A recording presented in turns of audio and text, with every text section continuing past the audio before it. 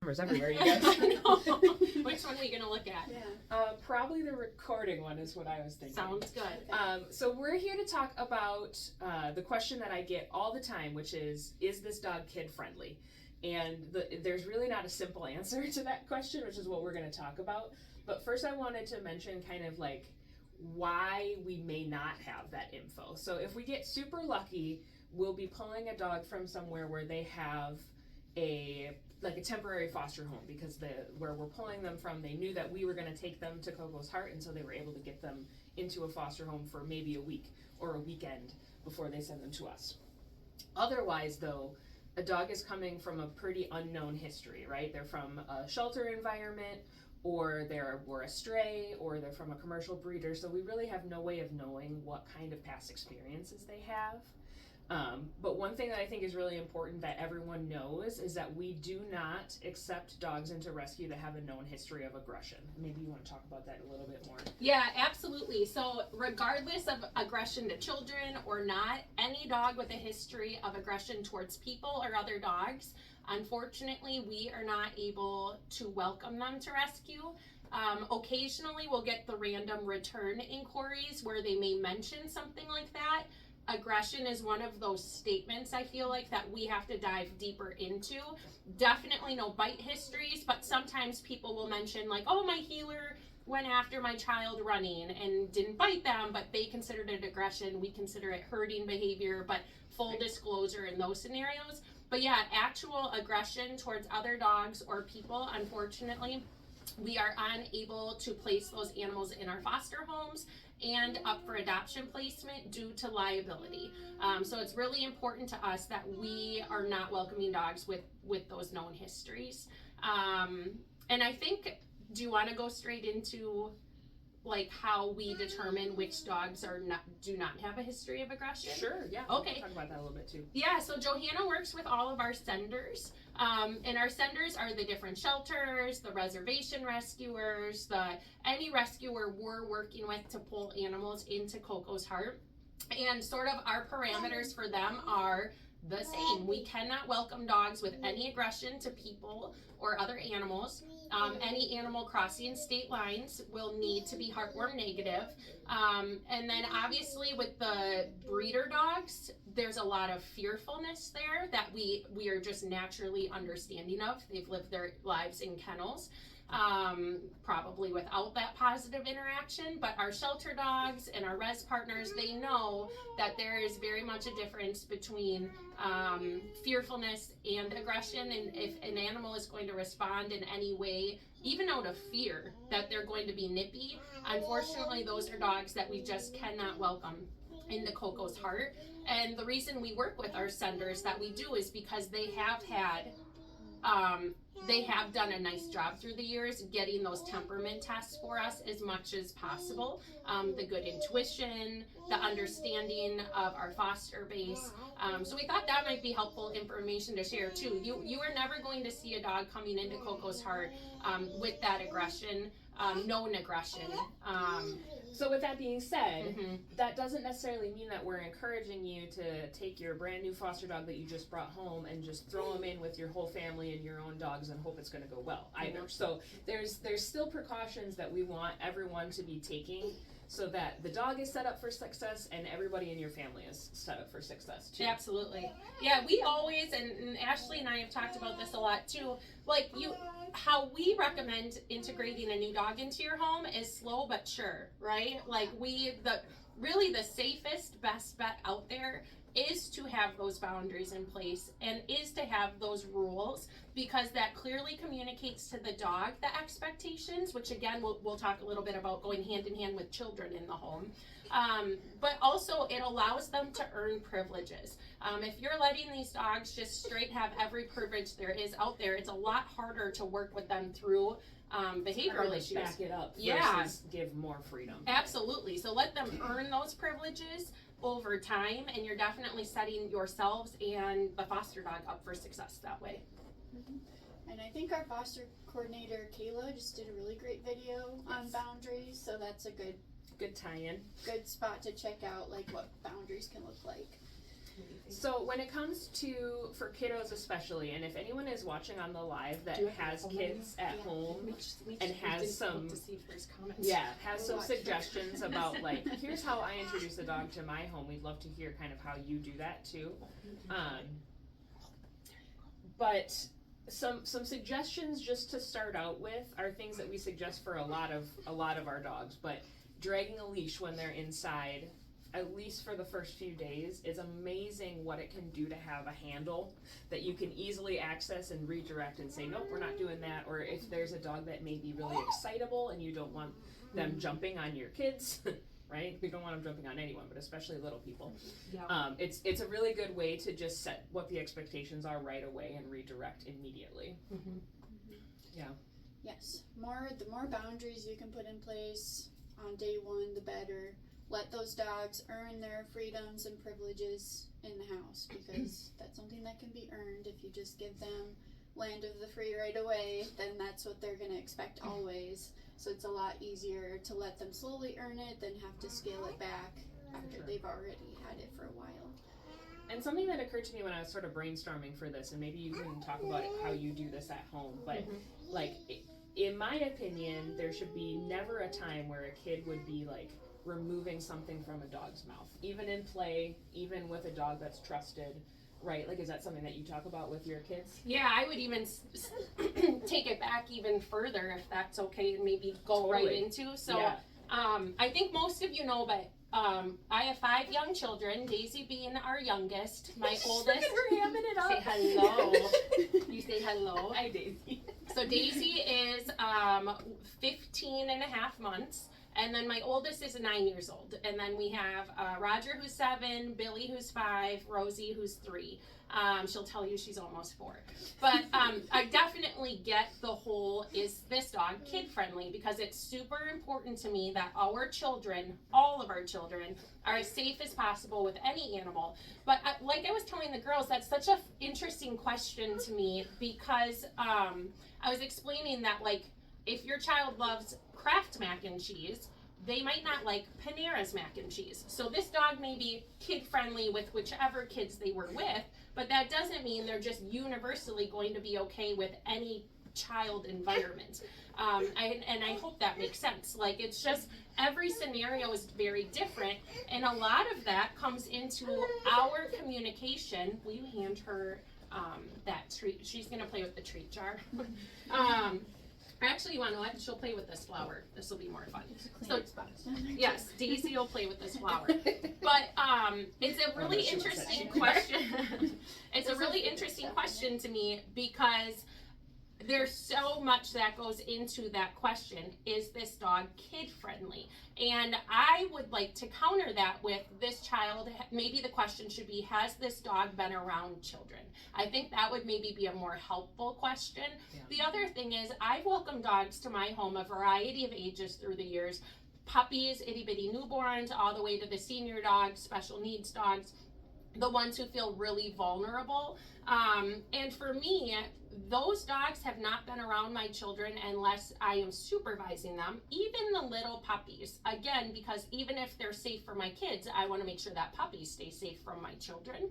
And then my children, just like we want our rescue dogs to earn privileges, they also have to earn privileges. So I'm the primary caretaker unless, for example, my 9-year-old Joni has demonstrated and earned the privilege to help take care of specific dogs. But that doesn't give her the 100% go-ahead to be with the dogs without my presence. Like, it depends on the dog, the situation, everything.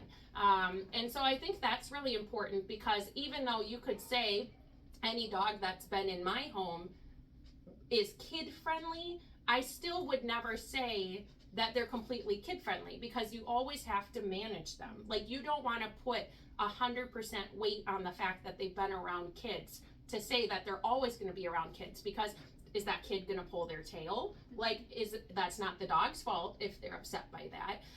And so it's that balance of advocating for your children, but also advocating for your foster dog. And in our home, there are boundaries in place. So our foster dogs are not getting run of the house immediately. I have a two-legged Chihuahua who, as I think a lot of you know, like she has a big head on her, and she has like we always laugh, she has a will to be killed by another dog because she definitely tries to go after them. She barks, she's in charge at first, and I have to protect her too. So I'm not going to let her up. She can't protect herself. She can bark and be real loud, but if a dog wanted to eat Hope, they could eat Hope. And so it's for me, the boundaries are really important, and dogs do earn those privileges over time.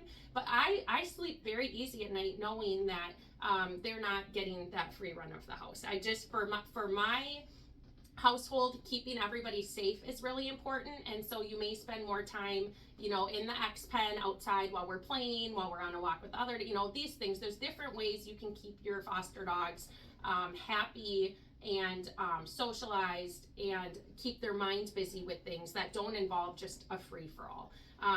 With that being said, I know a lot of our fosters have had a lot of luck with their children and foster dogs maybe more quickly than I have, but that's where every family is different. Every household makes their own decisions. Every dog brings a new dynamic. Everybody makes the decision that they feel is right for them. I think the most important part of that, though, is not relying on the term kid-friendly, even if they've been around children. Like that right there, I would never advise that because, again, there's so much that goes into it. Now that we have the 5 young children, we're not fostering long-term fosters like we did for like my whole for a decade. I used to have the adults coming and going, the bigger dogs, this and that, but for me, I have made the conscious decision that I can help in capacities that are just different now. So the special needs dogs, the dogs that I can let my 9-year-old walk safely, like the big 80-pound labs. We had a really wonderful lab for a while. She was pregnant, and Joni did a great job walking her, but I was always managing that or watching that. So yeah, I guess for me, it's one step at a time, and like one size does not fit all. Not every dog is going to love every children's interaction, and we should know that. Do you think that describes it well enough? I think we could talk about too, like, once you have the dog home, like what those steps can look like to introduce them to the kids. Definitely. Like the first day or two, I'd recommend not having a lot of interaction right away. And that's so hard, by the way. If Yeah, you have it really kiddos, is. your kiddos are going to be like, that dog's so cute, I really want to hang out with it. And so helping set that expectation right away of like, we got to give the dog some space and some time. So if you think about it in the perspective of like the dog's mind, like they are probably freaked out because they just had a big long transport to get here. They don't really know you, they don't really know the environment, so they're still trying to figure all that out. So then also having a bunch of kids like run at them all excited because they want to see them, it's the last thing they need. that could probably freak them out. Yeah. And even if they would be like friendly, they might not be in that moment because they could feel really overwhelmed. Yeah, in our house, it's a sit crisscross applesauce, and we take turns. So again, with the 5 little ones, even Daisy, she likes to get in on it and pet the puppies and this and that. But one at a time, slow and easy wins the race.